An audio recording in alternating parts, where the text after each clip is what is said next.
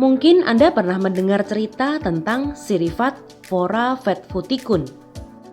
Ia adalah seorang miliuner Thailand yang jatuh bangkrut pada saat krisis ekonomi yang melanda Asia di tahun 1997.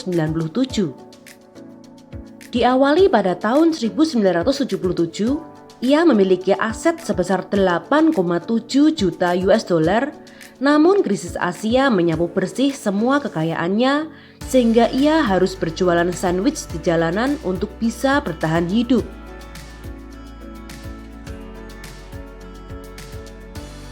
Sirifat menjadi berita besar pada akhir tahun 70-an saat ia menjadi seorang CEO perusahaan pialang saham termuda pada usia 28 tahun.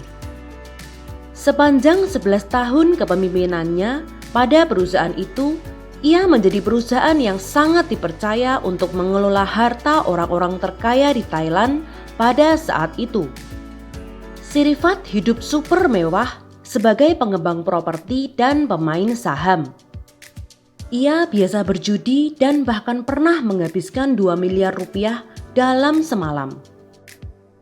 Namun kejatuhan terjadi pada saat ia mulai membangun resort kondo di Khao Yai National Park dengan berhutang 300 juta baht.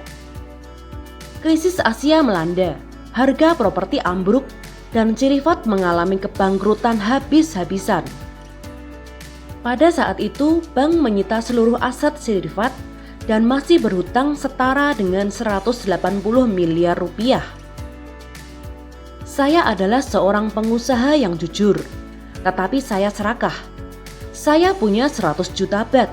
Saya ingin 1 miliar. Jadi saya berhutang banyak.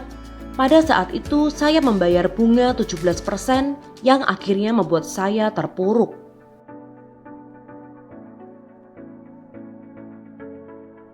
Di awal kebangkrutannya, Sirifat bersama istrinya dan beberapa karyawannya berjualan sandwich langsung di jalan-jalan. Sirifat membuat berita besar karena drastisnya perubahan hidupnya.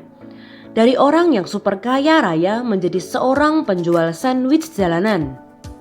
Bahkan pernah dikejar-kejar polisi di Bangkok karena dianggap berjualan sembarangan. Jadi hidup saya benar-benar berubah dari gaya hidup mewah menjadi gaya hidup orang biasa. Akhirnya Sirifat baru bisa menyelesaikan seluruh hutangnya pada tahun 2006 dan sejak itu ia memusatkan perhatiannya pada berjualan sandwich. Keberhasilannya ini sangat didukung oleh kemampuannya mengelola emosi negatif. Ia tidak berandai-andai dan menyesali masa lalu karena ia tahu hal itu tidak menyelesaikan masalah.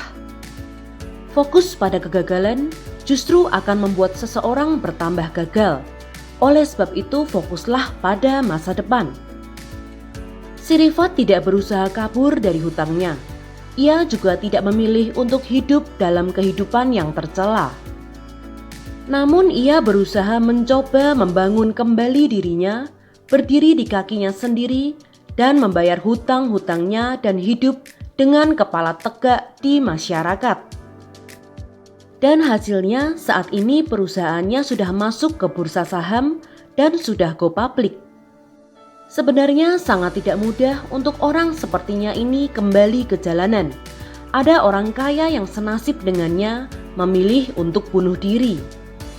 Sirifat perlu membunuh segala rasa malu dan ego untuk menyesuaikan diri dengan kenyataan yang ada. Hasilnya Sirifat menjadi inspirasi bagi orang-orang yang senasib dengannya. Sirifat mengatakan, seseorang yang memiliki hutang 15 juta baht mengatakan kepada saya bahwa dia memutuskan untuk tidak bunuh diri karena dia melihat saya sebagai contoh.